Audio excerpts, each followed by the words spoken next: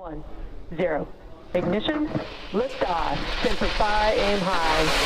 I am just going to give you the floor. I know you're on a cell phone, but I'm just going to give you the floor and let you speak to the American people. Thank you for joining us tonight. So first of all, I want to just say thanks, Tom, for getting a hold of me and asking me to come on tonight. And Brandon, appreciate you connecting me in. I don't know what your audience is or who we're speaking to tonight, but I would tell you what's happening in this country should never happen. And we are going through, there's no doubt in my mind, we're going through a crucible of history.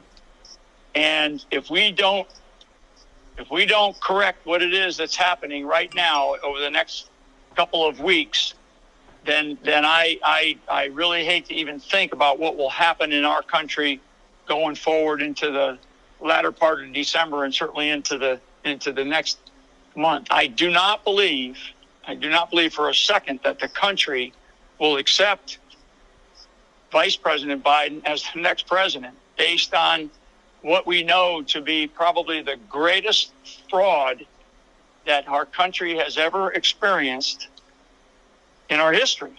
I mean, what we're seeing, what I'm in right in the middle of it right now, and I will tell you that, first of all, the president has clear paths to victory.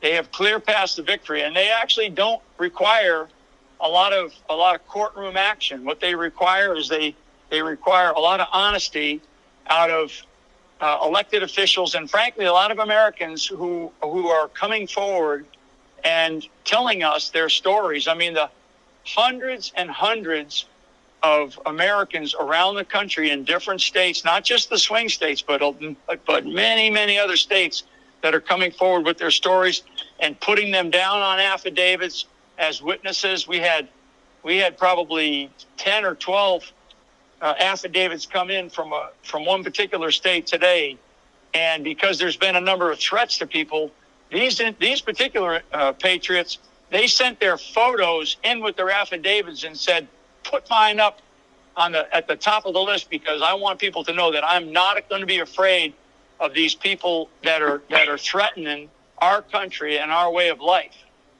And so I say all that, and on one hand, and the other hand, as I just described, we have clear paths to victory for this president.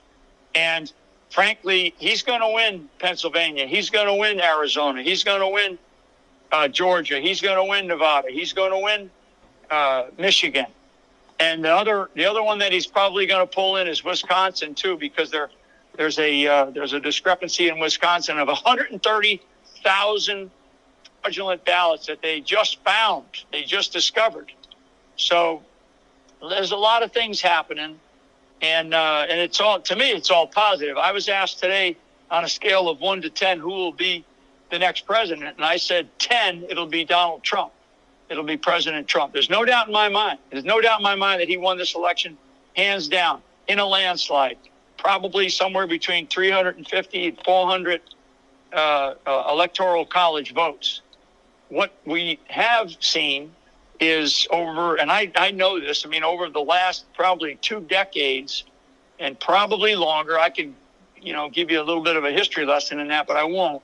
But over the last couple of decades, what we have seen is a complete shift in how fast I believe that Communist China, in their long-term plan, decided that to sort of move up their plans to become the global superpower, sole global superpower on the planet. And their sort of plan was by about the middle of this century that we're in right now.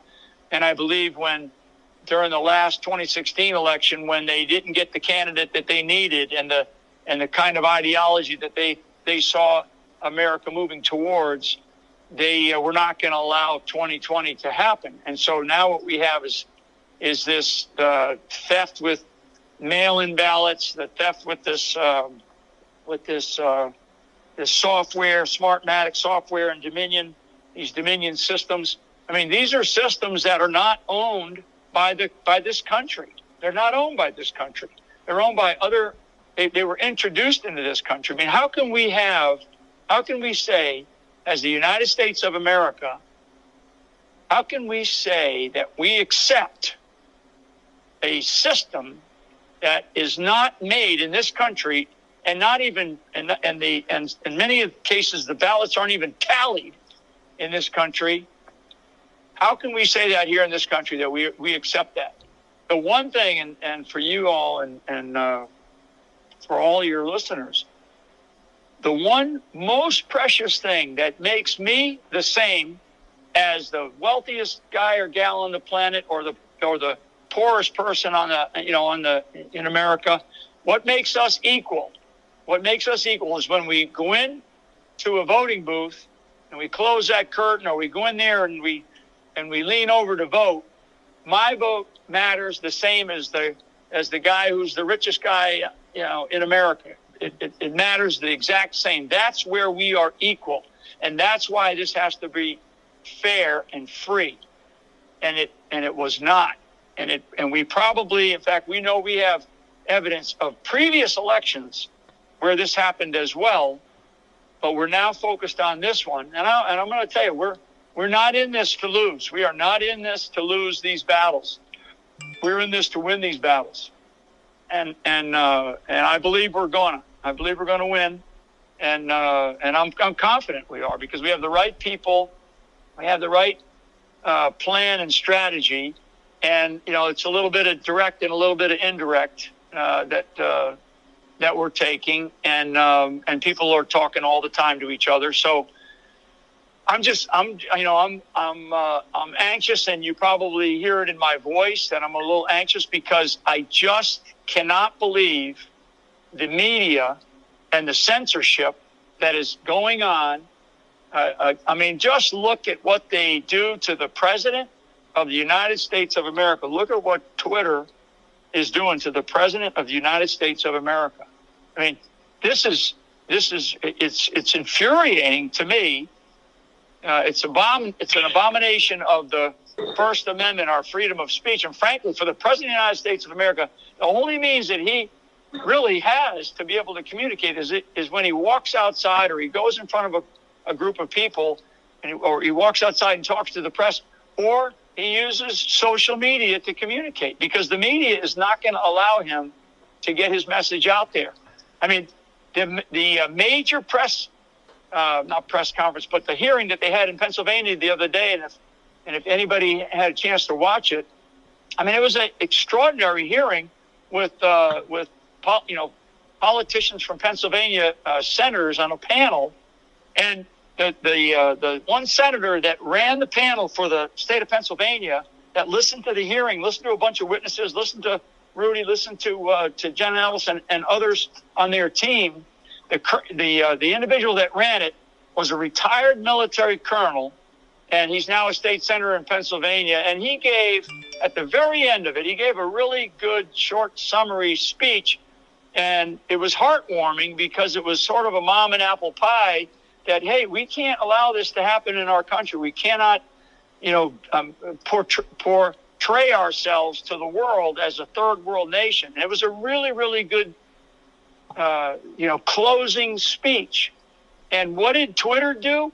Twitter took him offline immediately. They completely removed his Twitter account, so people couldn't follow this guy. I mean, it's just outrageous. It's outrageous. It's a social media company that is part of the public square. They are taking advantage of what they have been given, which is a real privilege, and they're abusing it. And so anyway, I could go on and on. I'm gonna stop and just see if you have any questions on anything, or you want to jump in on anything that I said. But I'm upset. I am determined. I'm going to be resilient, and I believe that I reflect millions and millions and millions of people across this country who feel the exact same way that I do. Absolutely. Folks, we're being joined, any of you new joining us, by General Michael Flynn. And General, you mentioned in your statement you put out the other day, thanking the President of the United States, you mentioned, and you used the word coup. You mentioned we never again should allow this to happen to the American people. You used the word uprooted, undercut, usurped, or held hostage by a coup against our nation. Would you care to expand upon the word coup? Because I know General McInerney has used the word over and over, coup d'etat. I know you're not a man given to hyperbole, so I know that word did not make that into your statement you released for no reason. Would you care to expand upon the use of that word? Sure. I mean, I think what we experienced over the last 4 years, and certainly in the late 2016, very late 2016 and early 2017 period, was a very strong effort to unseat a duly elected president and really try to remove Donald Trump by just political pressure, by technology pressure, by financial pressure early on in his tenure. Maybe to get him to just say, you know what, I'm not going to, I don't need this. I'm not going to put up with it and walk away. I think that there was some sentiment. In fact, I know there was some sentiment to maybe he'll just, he's the guy from New York. He's not a politician. He'll just say, you know what, I don't need this stuff. I got better things to do, and leave. And thank God that he didn't. And that then lasted. When he didn't, that then continued. That effort continued to go after him in any way possible to remove him through some means, whether it was the fake Russiagate, Spygate, or whether it was the fake impeachment, or some of the other, the kind of stuff that we're seeing with this COVID situation that we're having to deal with now. So that's the first phase, if you will. That was still that's something that's been going on for years. Now we're moving into something different. So and not different in terms of it. This is still a coup in progress, but now it's a little bit different. And it's actually sort of they upped their game. When they lost in 2016, I think that there was a decision, and I believe this, and that there was some type of decision to say we're not going to allow this to happen again. I mean, all you got to do is go back and listen to some of the comments this past summer from some of the senior people that were that are part of this Democratic Party, right? I mean, Hillary Clinton won, being, I think it was back in July or certainly mid-summer time frame, where she said, no matter what, Joe Biden should not concede. What are we talking about there? I mean, why would she say that in the middle of the summer, 3, maybe 4 months before an election? So one of the things that I do know from my experience, in the military and in different places around the world is when your enemy tells you that they're going to do something, you better pay attention to what they said. And you better have some plans, and you better have some ideas about how to deal with that if in fact that does come to fruition. Well, in this case, we have opposing camps in our opposing camps of our political parties, and we know that the political party on the left is really way, way over on the left. Now, I have a hard time calling it or calling someone a Democrat or the Democratic Party. That's a name only, folks, because it's really the Democratic Socialist Party of America that has, usurped and taken over that element, and they are a very loud voice. And so they're Katie bar the door assault on us, on our country and our way of life, and they're doing anything they can right now to try to pretend like, okay, nothing to see here, and Joe's going to be our next president here. And I'm just telling you, it's the level of fraudulent activity, definitely what I would describe as what we have seen and what has been reported to us as certainly criminal behavior. But that remains to be seen, because that's something that would have to be further investigated. But from the civil side of what I know people are involved in, there's definitely thousands and thousands, tens of thousands of ballots. So what happened in a very strategic way is that the electronic vote did not achieve the result that they needed on the 3rd of November, on Tuesday, the 3rd of November. The electronic vote did not achieve the result that they needed to be able to get them over the top and get the votes that they needed, because essentially the system was not, the systems were not set up in a way to get the vote count to where it needed to be, and all, at the same time kind of hiding how they were doing it, mixing numbers and such, and doing it in different ways in different states. So when that happened, they realized, okay, we have to stop. We have to shut down. Unheard of, unprecedented. And then Vice President Biden goes to bed.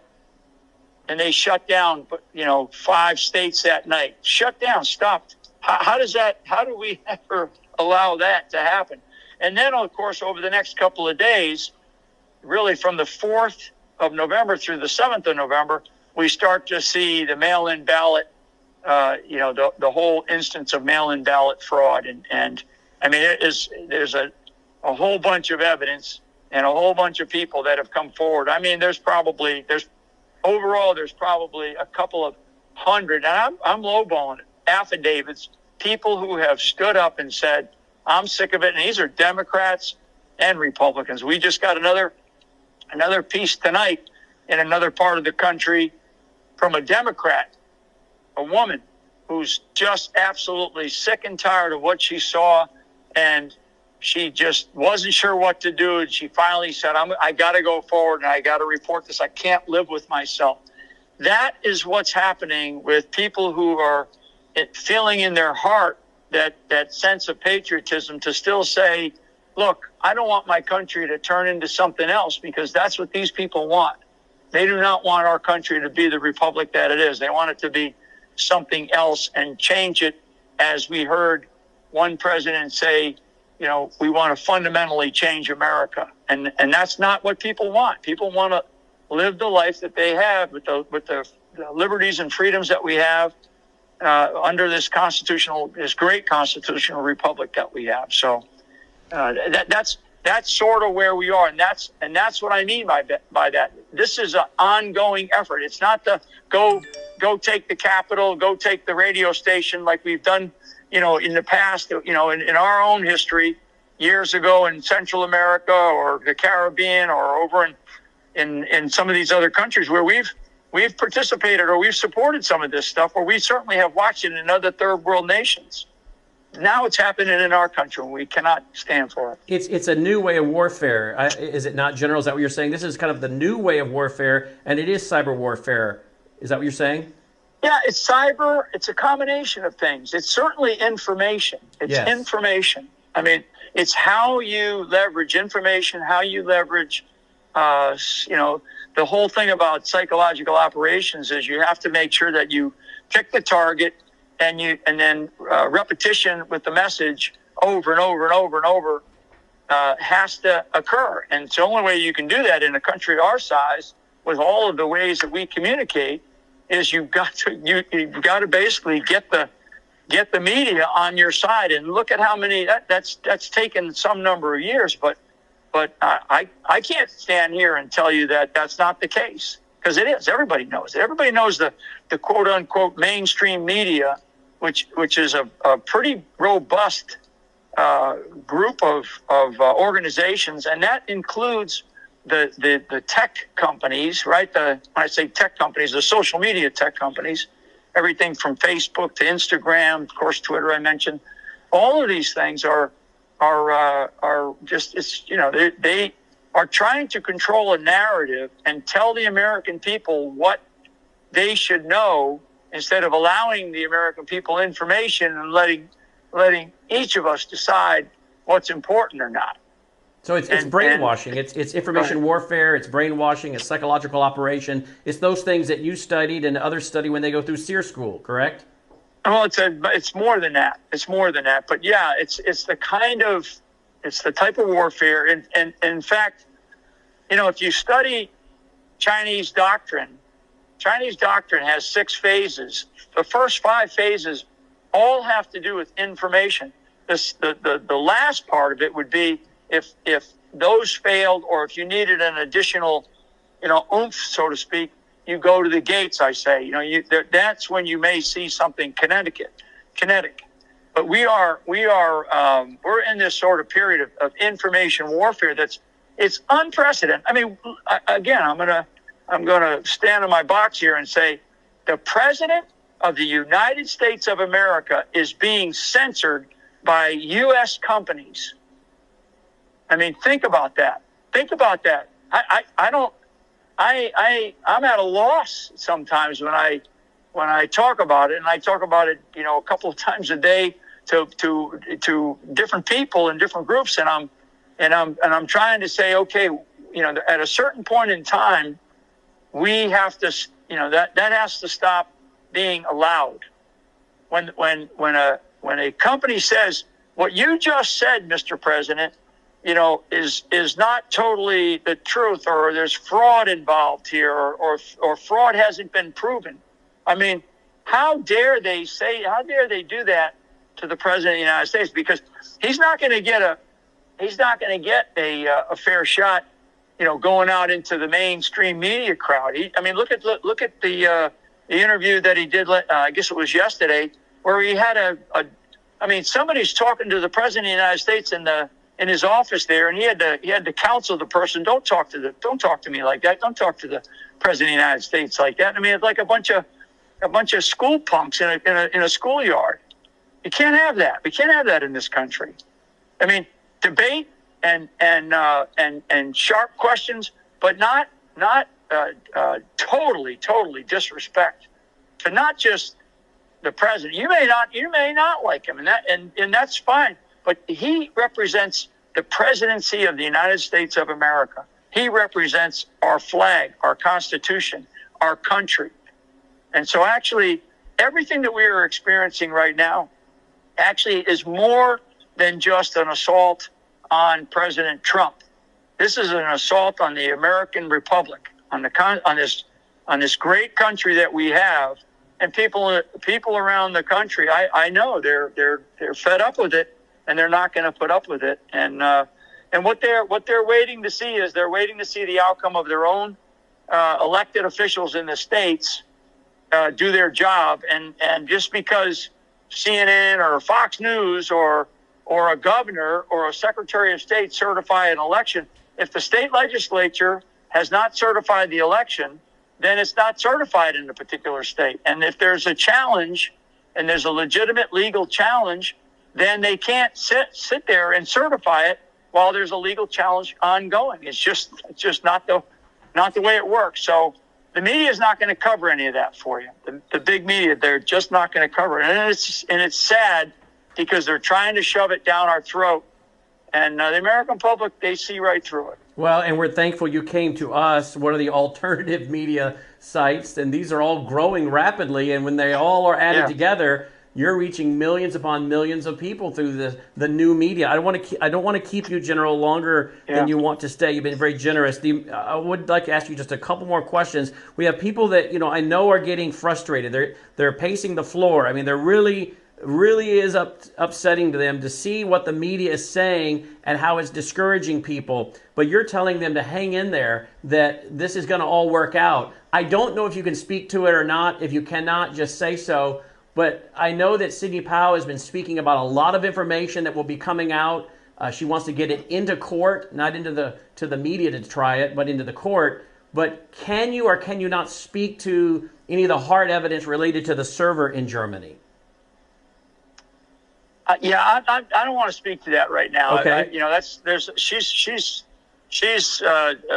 mentioned it, and she's actually has some really good filings. They just filed another amendment, I believe, in Georgia. So they filed in Georgia, they filed in Michigan just today, and probably within the last hour or two, they just filed another amendment to those in Georgia and back again in Michigan. And I think the next couple of priorities, are looking at some of these other states where there's some big challenges. But you really do have to go and dig into, and then this is the challenge. You've got to go and dig into the filings instead of reading a soundbite here or there, because it's our life. It's our country. this is the time in our history where if we don't get this right, this country is done. It will be over, as we know it. And as I stand here talking to you, I'm not standing here for me. I'm standing here for my children, my grandchildren, and frankly, the beacon of hope that we are as a country. And I would say, I'll just wrap it up because I'm going to have to jump here.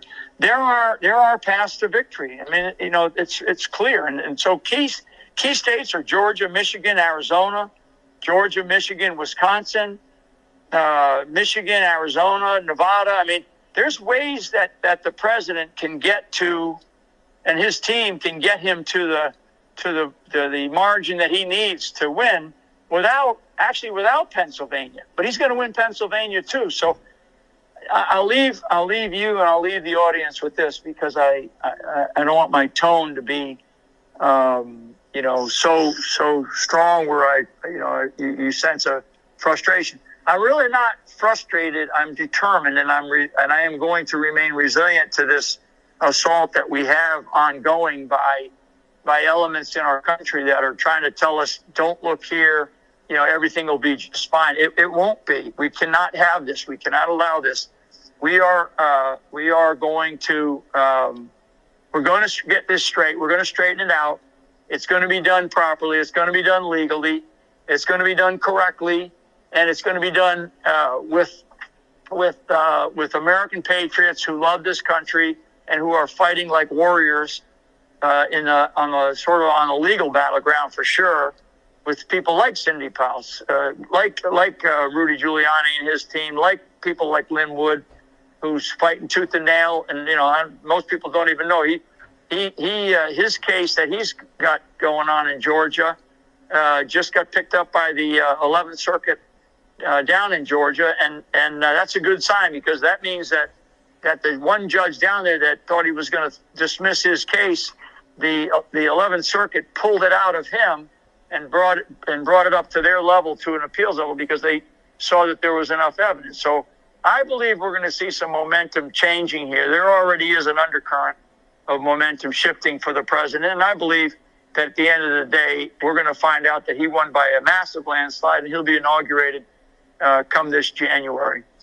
General, thank you so much for your time. Thank you for your service to our country, and you've honored us with your words tonight and your time, and we appreciate you taking the time to join us and speak to the American people. And not only are we live, but of course we will then put this out as a broadcast that will go far and wide. So you'll be encouraging an awful lot of people by taking the time tonight. So General, thank you for doing that. Great, friend. And Tom, thank you for getting me the invite. God bless America. Thank you. Thank you, General. The very word secrecy is repugnant in a free and open society. And we are, as a people, inherently and historically opposed to secret societies, to secret oaths, and to secret proceedings. We decided long ago that the dangers of excessive and unwarranted concealment of pertinent facts far outweighed the dangers which are cited to justify it.